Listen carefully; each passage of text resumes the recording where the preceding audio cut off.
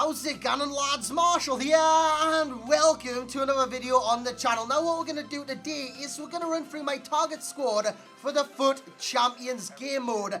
This is the squad I'm looking to aim to get very early on in FIFA in order to kind of progress to the latter stages of the tournament. You'll see that today, and in the comment section below I want to see your FUT Champions target squads for when the game does drop. Now if there is any cheap MSP or PSN that you do want ahead of 17, make sure you go over to g2a.com and use that code M89. Every single link that you'll need is right there in the description below. So without any further ado, let's get into the squad. So kicking things off then, lads, let's start with the defence and the keeper. Coming on in goals, we have Arsenal's Petr Cech, now 88 rated overall. He should be good.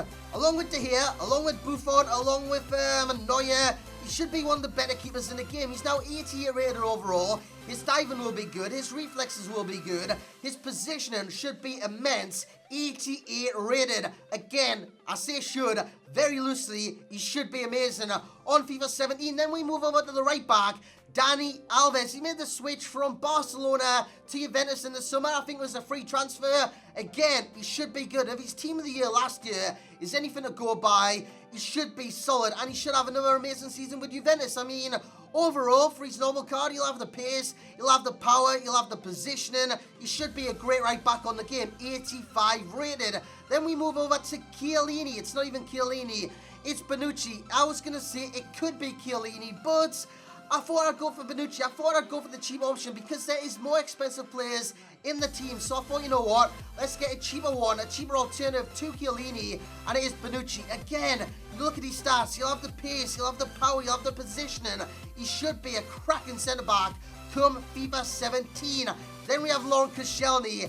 Again, another centre-back I rate very, very highly in real life. And on 16, I rated very, very highly. He was my favourite BBL centre-back. I mean, he's just great. And on 17, he should be immense. I say this about every single player in the game, but without experience in the full game in general, I know the demo is out. I know you're all enjoying the demo at this moment in time, but without the full game coming out, you're not going to know exactly how these players are going to play unless you've been, well, not even to the capture event. I mean, if the game comes out and it's a little bit different, each player will feel different on the game. Then we move over left back, we have Luke Shaw. I know it says 77 overall, but if the career mode potential is anything to go by, he should be an 80 overall. He should be a cracking left back on the game. You have the pace, you'll get up and down the left-hand flank, you link with the left winger, you link with the CM, both Manchester United. I'll give you a little hint right there. So the defence, we have Shaw, Koscielny, Bonucci, Dani Alves, Petr Cech in goal. Let's move on to the midfield. So moving on into the midfield then, lads, we have a player who's good year upon year upon year in FUT. I mean, he's just amazing, and all these midfielders have 4-star skills minimum. It is Marquinhos. Marquinhos for Juventus. Like I said, he's good year upon year upon year. He performs year upon year upon year. He's just a great all-round midfielder. And at 17, I expect him to be the exact same. 86 overall. He could be one of the better centre mids on the game. Then we move on to the cam. Ever Banega. Again, he's had a massive bump up this year. Now 84 rated.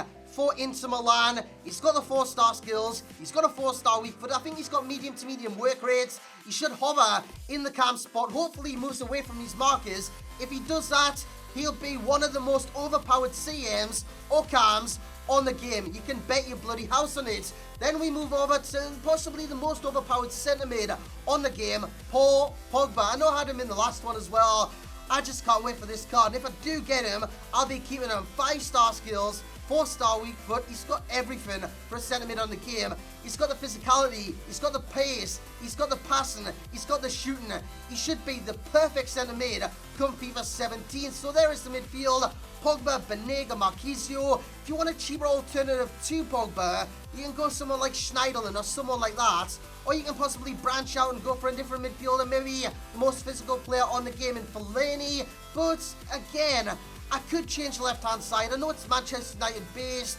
I could go Bayern Munich base, have Douglas Costa, Thiago there, and someone like Alaba, Boateng, Neuer. That would be kind of more expensive. Well, I'm not too sure on prices, so I can't predict the future. I'm not going to predict the prices, but Pogba should be very expensive onto the attackers. So starting with the wingers, before we fixate on the striker, who is my favourite player in the team, we have on the right Juan Cuadrado, 5-star skiller, the second 5-star skiller in the game. He's got the pace, he's got the positioning, he's got everything to be the perfect winger in the game. 5-star skills, he can cut inside, but what you want to do with these wingers is run the line, cross it in, cut it back to the midfielders, basically be the perfect winger on the game. Cuadrado should be a great winger on the game. Then we move over to the left, we have Anthony Martial. Martial, again, he'll drift inside, but primarily I want him out on the wing, hugging the touchline, dragging the defenders out of position, so it kind of pulls the fullbacks left to right, out wide. And if it does that, it means the striker gets more space. It means Banega gets more space, if you know what I mean. So that's what I want them to do. Hug the touchline, then your striker. What do you want them to do? You want them to breach the defensive line. Dybala will do that. He's got the pace to beat any defensive line on the game. And then he's got the dribbling. 90 dribbling. He should be immense. He's got a left foot of a thundercunt, like True Geordie would say. Honestly, he's got a cracking strike on him. He's one of the best shooters in the game, and he should be one of the best strikers on the game, in my opinion. I know at the start, he'll cost quite a bit, but over the year, his price, if he gets in forms, he'll drop and drop and drop. I know year upon year, he's one of the most hyped players on the game, for a reason. In real life, he's very hyped. I love him in real life, I love him on 16, I love him on 17. Basically, that is how this will work.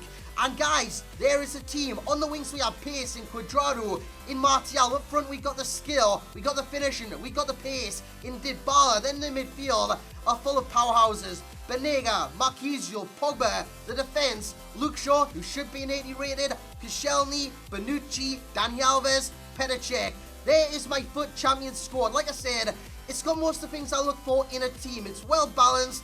And again, I'm going to use the word should. It should be good come FIFA 17. So lads, I want to see your squads in the comment section below. But that will be it for this video. I hope you have enjoyed. And if you have, smash the hell out of that thumbs up button. Subscribe if you are new around here, lads. And as always, I will catch you all next time.